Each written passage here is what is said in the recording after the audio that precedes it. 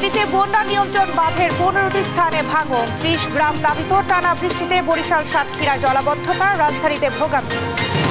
জুলাইয়ে নির্বিচারে গুলির নির্দেশ দেন শেখ হাসিনা, অডিও কলের সত্যতা নিশ্চিত করল বিবিসি, উপস্থাপন করা হবে ট্রাইব্যুনালে। টেলিফোন কনভারসেশনের এই অডিও রেকর্ড তদন্ত সংস্থার হাতে এসেছে। ভেরিফিকেশন করে দেখেছেন যে এটা জেনুইন, এটি আসামি শেখ হাসিনার ভয়েস। আমরা সেটিকে বিচারের জন্য ট্রাইব্যুনালে উপস্থাপন করেছি। গণহত্যার নির্দেশদাতা হিসেবে হাসিনা ও আওয়ামী লীগের বিচার চাইলেন মির্জা ফখরুল। জনগণ চায় বলে দ্রুত নির্বাচন চায় বিএনপি। দুদকের 2 সাবেক কর্মকর্তা সহ 12 সচিবের বিরুদ্ধে দুদকের অনুসন্ধান শুরু। রাতের ভোটের সহায়তার বিনিময়ে ফ্ল্যাট নেয়ার অভিযোগ। বাংলাদেশ যুক্তরাষ্ট্র শুল্ক চুক্তি নিয়ে ওয়াশিংটনের দ্বিতীয় দফা বৈঠক আজ। গার্মেন্ট শিল্প বাঁচাতে দর কষাকষির তাগিদ ব্যবসায়ীদের। পুতিনকে নিয়ে নাকশ ট্রাম্প, রাশিয়ার উপর নিষেধাজ্ঞা দেওয়ার সিদ্ধান্ত যুক্তরাষ্ট্রেরও ক্ষতি হবে বললেন ক্রেমলিন মুখপাত্র। এবং ফিফা ক্লাব বিশ্বকাপের দ্বিতীয় সেমিফাইনালে রাতে লড়বে পিএসজি রিয়াল মাদ্রিদ। নিউ জার্সিতে খেলা শুরু রাত 1টায়। দেখছিলেন শিরোনাম সংবাদ দুপুরের, সঙ্গে আছি আমি শারমিন নাসি। এবারে থাকছে বিস্তারিত। টানা বৃষ্টি ও পাহাড়ি ঢলে দেশের বিভিন্ন অঞ্চলে বন্যা, জলাবদ্ধতা এবং নদী ভাঙন ভয়াবহ রূপ নিয়েছে।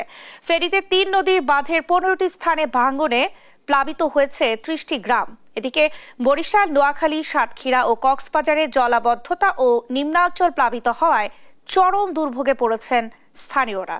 সেই সঙ্গে টানা বৃষ্টিতে চরম ভোগান্তিতে পড়েছেন রাজধানীবাসীও। অঙ্কন চৌধুরীর রিপোর্ট।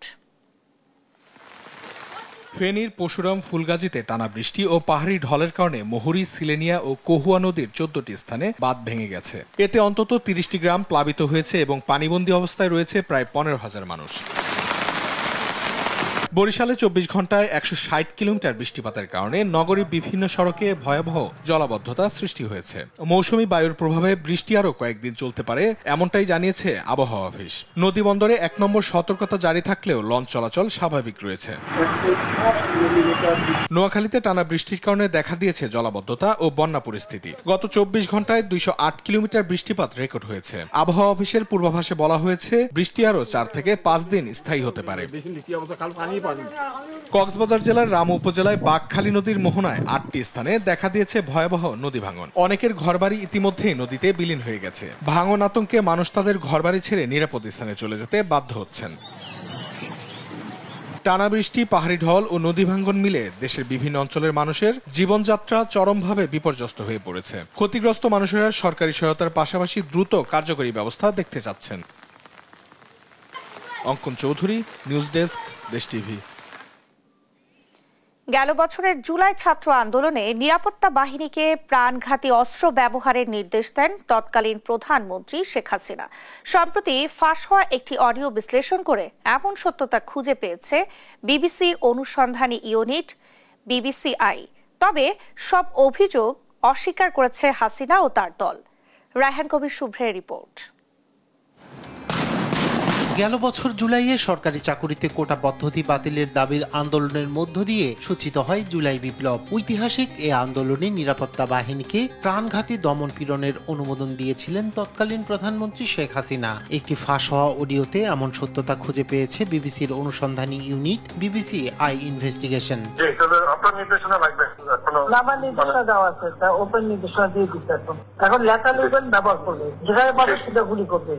বিবিসি জানায় ফোন কলটি রেকর্ড করেছিল বাংলাদেশের সরকারি সংস্থা ন্যাশনাল টেলিকমিউনিকেশনস মনিটরিং সেন্টার। এই ফোন কলের অডিওটি কে ফাঁস করেছে তা জানা যায়নি, তবে এটি অনলাইনে প্রকাশিত হয় চলতি বছরের মার্চের শুরুতে। রেকর্ডটির নিরপেক্ষতা যাচাইয়ের জন্য সেটি ফরেনসিক প্রতিষ্ঠান এয়ারশটের কাছে পাঠায় বিবিসি। প্রতিষ্ঠানটি জানায় এতে কোনো সম্পাদনা, কাটছাঁট বা কৃত্রিম শব্দ সংযোজনের প্রমাণ পাওয়া যায়নি।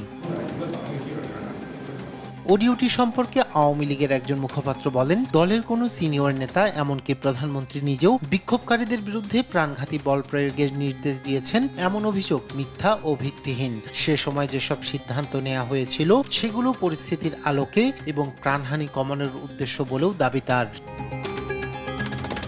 এদিকে এই অডিও ক্লিপটি শেখ হাসিনার বিরুদ্ধে মানবতা বিরোধী অপরাধে গঠিত বিশেষ ট্রাইব্যুনালে মূল প্রমাণ হিসেবে ব্যবহারের প্রস্তুতি নিচ্ছে রাষ্ট্রপক্ষ।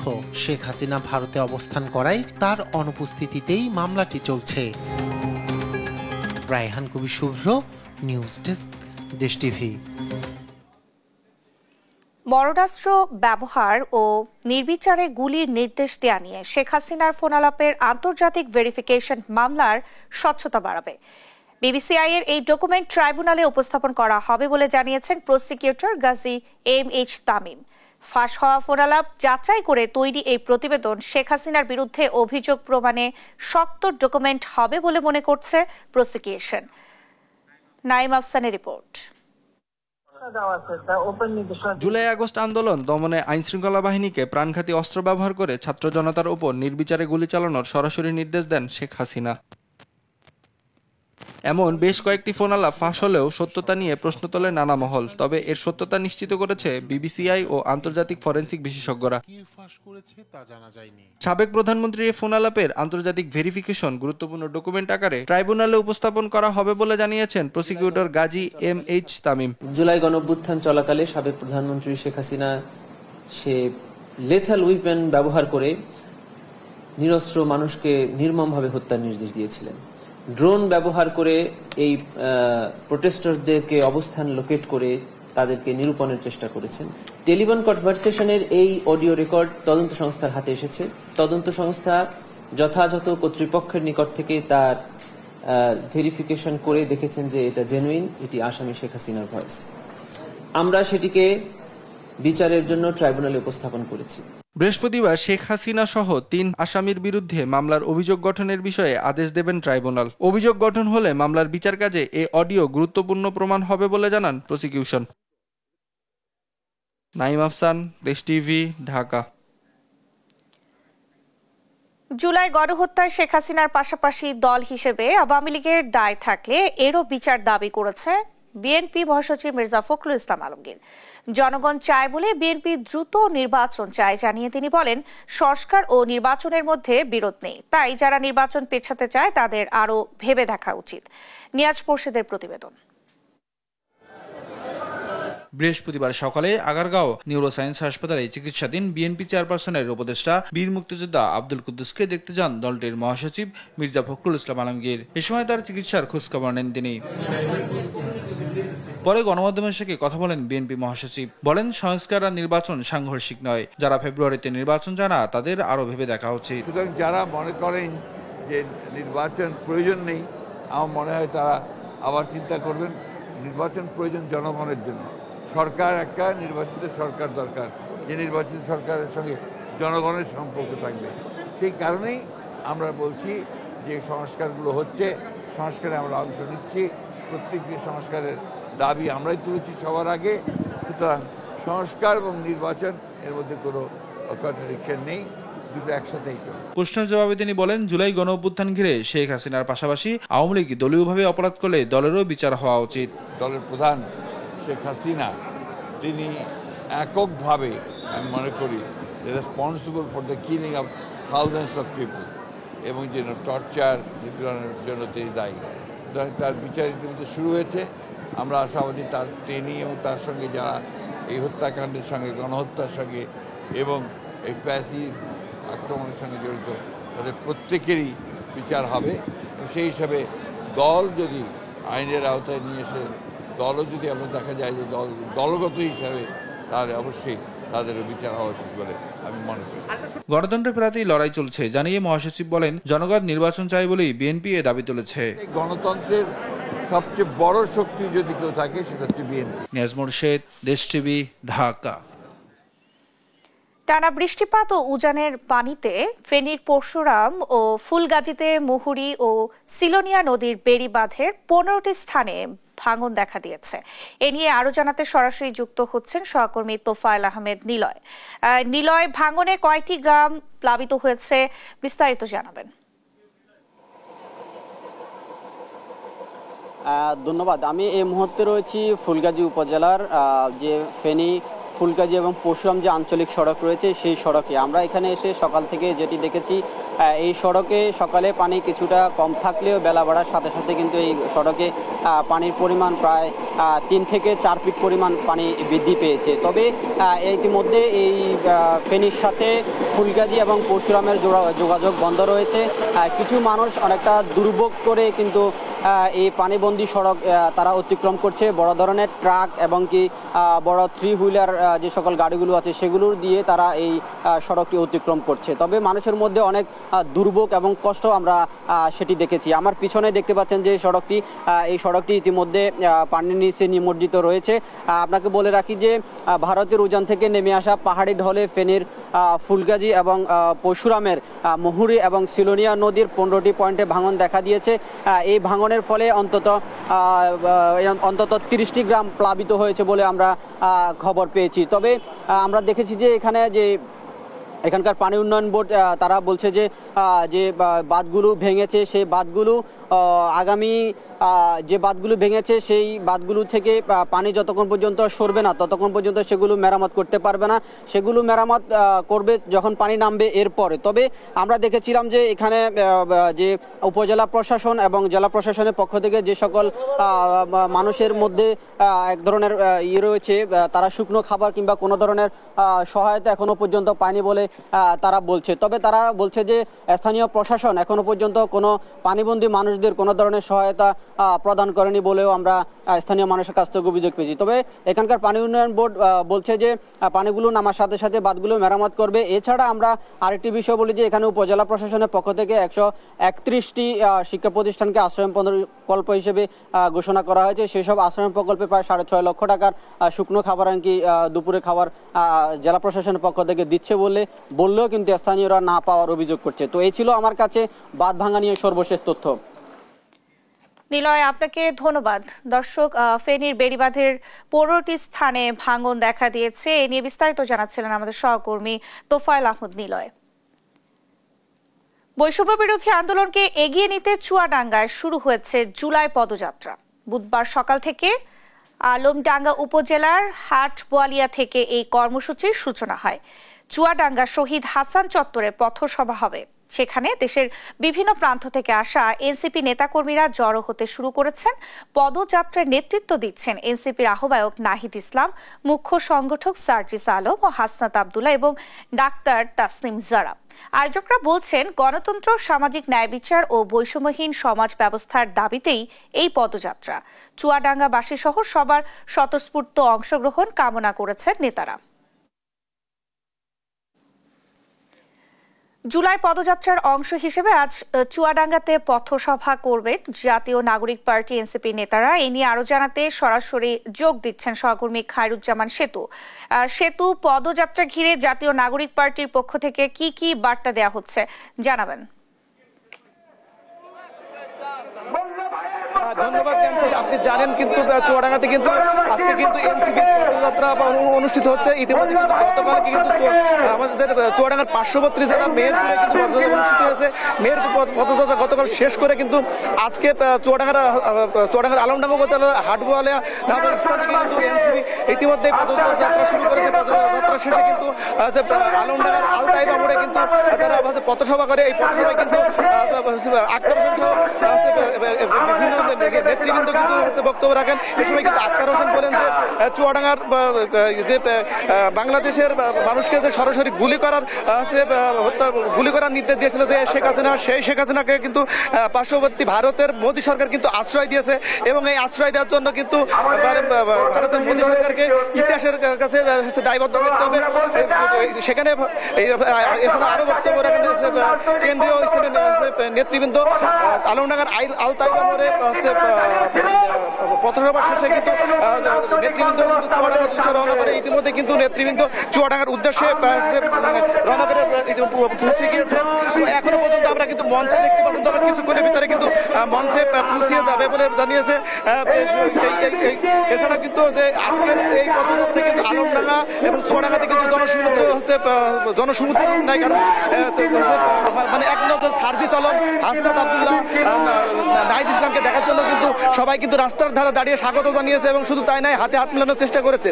তো আমি আরো জানিয়ে রাখি যে সেটা হচ্ছে কিন্তু কিছুক্ষণের ভিতরে কিন্তু আমাদের চুয়াডাঙ্গাতে শহীদ হাসান চত্বরে যে পথসভা অনুষ্ঠিত হওয়ার কথা ছিল, সেই পথসভা কিন্তু কিছুক্ষণ অনুষ্ঠিত হবে, কারণ ইতিমধ্যে কিন্তু নেতৃবৃন্দ কিন্তু চুয়াডাঙ্গা পৌঁছে গেছে। তো এই ছিল চুয়াডাঙ্গা থেকে সর্বশেষ সংবাদ। সেতু, আপনাকে ধন্যবাদ। দর্শক, চুয়াডাঙ্গা থেকে আমাদের সঙ্গে যুক্ত হয়েছিলেন সহকর্মী খায়রুজ্জামান সেতু। 2018 সালে রাতের ভোটের সহযোগিতার বিনিময়ে ধানমন্ডিতে ফ্ল্যাট গ্রহণের অভিযোগে দুদকের সাবেক 2 কমিশনার সহ 12 সচিবের বিরুদ্ধে অনুসন্ধান শুরু করেছে সংস্থাটি। এজন্য সহকারী পরিচালক আলামিনের নেতৃত্বে 2 সদস্যের কমিটি করা হয়েছে। দুদকের সাবেক 2 কমিশনার হলেন মোজাম্মেল হক ও জহুরুল হক।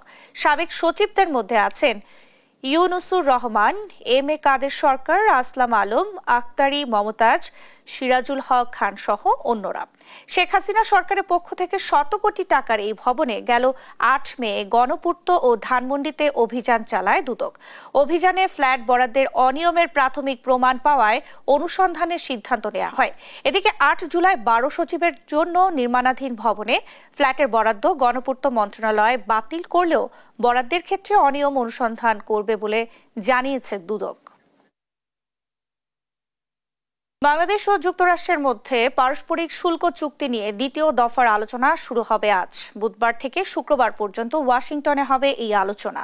ইউএস ট্রেড রিপ্রেজেন্টেটিভ দপ্তর এই আলোচনায় অংশগ্রহণের জন্য বাংলাদেশকে আমন্ত্রণ জানিয়েছে। বুধবার সকালে প্রধান উপদেষ্টা প্রেস উইং এর পাঠানো এক বার্তায় এই তথ্য জানানো হয়। এতে বলা হয়, প্রেসিডেন্ট ট্রাম্পের 7 জুলাই 14টি দেশের নেতার কাছে পাঠানো চিঠির পর বাংলাদেশ প্রথম দিকের দেশগুলোর মধ্যে রয়েছে যারা আলোচনা পুনরায় শুরু করছে। বাংলাদেশ প্রতিনিধি দলের নেতৃত্ব দিচ্ছেন বাণিজ্য উপদেষ্টা শেখ বশির উদ্দিন, যিনি সরাসরি ওয়াশিংটন ডিসিতে অংশ নিচ্ছেন। ঢাকা থেকে ভার্চুয়ালি আলোচনায় যুক্ত হবেন জাতীয় নিরাপত্তা উপদেষ্টা ডক্টর খলিলুর রহমান। এছাড়া বাণিজ্য সচিব ও একজন অতিরিক্ত সচিব সহ সিনিয়র কর্মকর্তারা ওয়াশিংটনে পৌঁছেছেন। বাংলাদেশি পণ্যে 35% বর্ধিত শুল্ক কার্যকর হলে যুক্তরাষ্ট্রের বাজার হারাতে পারে দেশের অনেক গার্মেন্টস ব্যবসায়ী। বন্ধ হয়ে যাবে অনেক কারখানা, পথে বসবে হাজার হাজার শ্রমিক, আর নতুন বাজার খুঁজতে প্রয়োজন নতুন বিনিয়োগের, এমন সতর্ক বার্তা দিয়েছেন বিজিএমইএ, বিকেএমইএ পরিচালকদের পাশাপাশি শীর্ষ ব্যবসায়ীরা। তারা বলছেন, সরকারকে এখনই দর কষাকষির সুযোগ কাজে লাগাতে হবে। লুৎফর কবিরের রিপোর্ট। ঘুরছে বাংলাদেশের পোশাক তৈরি শিল্পের চাকা। পুরোদমে ব্যস্ত গার্মেন্টস শ্রমিকরা। দেশের পণ্যে যুক্তরাষ্ট্রের 35% অতিরিক্ত শুল্ক আরোপের ঘোষণায় কারখানার চাকা কতদিন ঘুরবে, এমন প্রশ্ন ব্যবসায়ীদের। বাংলাদেশের তৈরি পোশাক শিল্পের একক বড় বাজার যুক্তরাষ্ট্র। দেশে রাজনৈতিক টালমাটালে এমনিতেই অস্থিরতায় পোশাক শিল্প, তার উপর চোখ রাঙাচ্ছে মার্কিন শুল্ক। এসব নিয়ে অস্বস্তিতে ব্যবসায়ীরা। মার্কিন অতিরিক্ত শুল্ক আমাদের জন্য বড় দুঃসংবাদ। এখন পুনর্বিবেচনার সুযোগ রেখেছে ট্রাম্প। দুঃখজনক হলেও সত্যি, গত 3 মাসেও বিষয়টি সমাধান করতে পারিনি আমরা। সেই ক্ষেত্রে আগামী 3 সপ্তাহে আশা দেখছি না। যেসব প্রতিষ্ঠান মার্কিন অর্ডার নিয়ে কাজ করছে এবং পাইপলাইনে আছে, তাদের জন্য কঠিন সময়। 2024-25 অর্থ বছরে যুক্তরাষ্ট্রের বাজারে $869 কোটি পণ্য রপ্তানি করেছে বাংলাদেশ, যা দেশের মোট রপ্তানি আয়ের 18% বেশি। এ তথ্য জানিয়েছে জাতীয় রাজস্ব বোর্ড। রপ্তানি বাংলাদেশি পণ্যের 87% বেশি তৈরি পোশাক। সুতরাং ট্রাম্প প্রশাসনের শুল্ক কার্যকর হলে বড় ধাক্কাটা পড়বে পোশাক খাতেই। বাংলাদেশের পোশাকের বড় বাজার যুক্তরাষ্ট্র। বাজার ধরে রাখতে সময়, শ্রম, ঘাম, কারখানা উন্নয়ন ও বিনিয়োগ করতে হয়েছে আমাদের। বর্তমান বাস্তবতায় কিছু ব্যবসা হারাবো হয়তো। যেভাবে এগোনো উচিত ছিল তা সম্ভব হবে না। বাংলাদেশ সহ 14 দেশে পণ্য শুল্ক হার নির্ধারণ করে একযোগে চিঠি দিয়েছে যুক্তরাষ্ট্র, যেখানে নাম নেই প্রতিযোগী দেশ চীন, ভিয়েতনাম, ভারত ও পাকিস্তানের, যা বাংলাদেশের পোশাক শিল্পে এক অশনি সংকেত। যেসব কারখানা যুক্তরাষ্ট্রে 50% বা তার চেয়ে বেশি রপ্তানি করে, শেষ পর্যন্ত অনির্দিষ্টকালের জন্য বন্ধ হতে পারে এসব কারখানা। এমন সময় শীঘ্রই বিকল্প বাজার ধরা সম্ভব নয় বলছেন এ ব্যবসায়ী। আমরা অনেক পুরনো ব্যবসায়ী। 1977 সালে ব্যবসাটা শুরু করেন আমার বাবা। নতুন করে শুল্ক আরোপ হলে আমরা মারা যাব। শেষ পর্যন্ত কফিনে আমাকেই পেরেক ঠুকতে হবে। আসন্ন সংকট উত্তরণে অন্তর্বর্তী সরকারকে গঠনমূলক ব্যবস্থা নেওয়ার আহ্বান জানিয়েছেন ব্যবসায়ী নেতারা। লুৎফর কবির, নিউজ ডেস্ক, দেশ টিভি। নানা ঝামেলা থাকলেও যেসব সংস্কারে হাত দেওয়া হয়েছে তা বাস্তবায়ন করা হবে বলে জানিয়েছেন অর্থ উপদেষ্টা ডক্টর সালেউদ্দিন আহমেদ। বুধবার সকালে রাজধানীর একটি হোটেল অডিট অ্যান্ড অ্যাকাউন্টিং সামিটে একথা বলেন তিনি। অর্থ উপদেষ্টা বলেন, বিশ্ব ব্যাংকের পরামর্শে নয়, নিজেদের স্বার্থে সংস্কার করা হচ্ছে। 18 লাখ লোক রিটার্ন জমা দিয়েছে, যার 70%ই জিরো রিটার্ন। এমন হিসাব বিশ্বাসযোগ্য নয়, এর স্বচ্ছতা নিশ্চিত দরকার বলে মন্তব্য করেন অর্থ উপদেষ্টা। আর Bangladesh bank governor doctor Ahsan H Mansur বলেছেন, বিদেশি বিনিয়োগ বাড়াতে অ্যাকাউন্টিং সিস্টেম স্বচ্ছতার বিকল্প নেই। আমরা চেষ্টা করছি যারা আছে আমরা এবং যারা কর্মকর্তা আছে তারা ব্যবসায়ীরা কিন্তু সবাই আমাদের করে। আর বিশেষ করে বিদেশি যারা আছে, দাতা সংস্থা আছে বা বিদেশি যারা ভেন্ডার আছে, এই যে সম্মানের উপরে কিন্তু আমাদের নিজস্ব তাগিদে নিজের জন্য। বগুড়ার দুপচাচিয়াতে শ্বশুর ও পুত্রবধূকে গলায় ফাঁস দিয়ে হত্যা করেছে দুর্বৃত্তরা। সেই সঙ্গে বাড়িতে ঘটেছে লুটপাটও। মঙ্গলবার রাতে জিয়ানগরের লক্ষ্মীমণ্ডল গ্রামে চাঞ্চল্যকর এই ঘটনা ঘটে। স্বজনদের অভিযোগ, জমি নিয়ে বিরোধের জেরে সুপরিকল্পিতভাবে এই হত্যাকাণ্ড ঘটানো হয়েছে। তবে ঘটনা খতিয়ে দেখছে পুলিশ। সঞ্জু রায়ের প্রতিবেদন। বগুড়ার দুপচাচিয়ার জিয়ানগর ইউনিয়নের লক্ষ্মীমণ্ডপ গ্রামে একসাথে হত্যা করা হয়েছে শ্বশুর ও পুত্রবধূকে। আপনজনদের হারিয়ে এখন শোকের মাতম বইছে নিহত আফতাবের পরিবারে। মঙ্গলবার দিবাগত রাতের কোনো এক সময় শ্বশুর আফতাব হোসেনকে দড়ি দিয়ে ও তার পুত্রবধূ রিভাকে ওড়না পেঁচিয়ে গলায় ফাঁস দিয়ে হত্যা করে দুর্বৃত্তরা। এ সময় ঘরের প্রতিটি লকার, লাগেজ ব্যাগ ও স্টিলের ট্রাঙ্ক ভেঙে মূল্যবান জিনিসপত্র লুট করে তারা। বুধবার সকালে রিভার 5 বছর বয়সী শিশুকন্যা মায়ের নিথর দেহ দেখতে পেয়ে স্বজনদের জানালে ছুটে আসেন শত শত গ্রামবাসী। স্বজনদের অভিযোগ, জমি নিয়ে বিরোধের জেরে সুপরিকল্পিতভাবে এই হত্যাকাণ্ড ঘটিয়ে দস্যুতা সাজানো হতে পারে। হাজি সাহেব উনি অত্যন্ত ভালো মানুষ ছিল। কারোর সাথে আমাদের জানা মতে ইউনিয়ন পরিষদে আমি আছি 3.5 বছর হলো, এরই মধ্যে দেখা যায়নি কারোর সঙ্গে খারাপ ব্যবহার। প্রত্যেকটা ঘরে লকার ভাঙছে, ট্রাঙ্ক, বাক্স, ব্রিফকেস, মানে এগুলি অর্থাৎ ওনারা যেগুলি মূল্যবান সম্পদগুলি এগুলি ছিনিয়ে নিয়ে গেছে। অন্তপক্ষে 10 থেকে 15 লক্ষ টাকার সম্পদ উঠায় নিয়ে গেছে। তবে এটা ডাকাত দল হবে বা কোনো তার সূত্র ক্ষেত্রেও হইতে পারে, এরকম আমরা কামনা করছি। পারিবারিক কলহ তো নাই বলতে গেলে, কিন্তু এই জমি জমা নিয়ে কিছুটা ভেজাল হয়েছে। এই গ্রামের লোকের সাথে কিছুটা কেস পেশ আছে তাদের, আর এর সূত্র ধরেই এই খুন হতে পারে। পূর্ব শত্রুতা, চুরি সহ হত্যাকাণ্ডের সব কারণ সামনে রেখে তদন্ত শুরু করেছে পুলিশ, জেলা গোয়েন্দা শাখা, পিবিআই ও র্যাব সদস্যরা। পুলিশ বলছে প্রাথমিকভাবে এই ঘটনা দস্যুতা মনে হলেও নিশ্চিত নন তারা। প্রাথমিকভাবে যদি বলতে যাই ঘটনাটা হয়তো বা দস্যুতার কোনো ঘটনা এরকম ঘটে থাকতে পারে বলে মনে হচ্ছে, যতটুকু আমাদের কাছে ইনফরমেশন, কিন্তু আমরা একেবারে শিওর না ব্যাপারগুলো নিয়ে। এখানে অন্য কোনো শত্রুতা আছে কিনা বা ঘটনার ভিতরে কোনো ঘটনা আছে কিনা, এগুলো তদন্ত করে ভালোভাবে বলে জেনে শুনে তারপর আমরা কমেন্টস করতে পারবো। নিহত 2 জনের মরদেহ ময়নাতদন্ত শেষে স্বজনদের কাছে হস্তান্তর করার কথা জানিয়েছে পুলিশ। সঞ্জু রায়, দেশ টিভি, বগুড়া।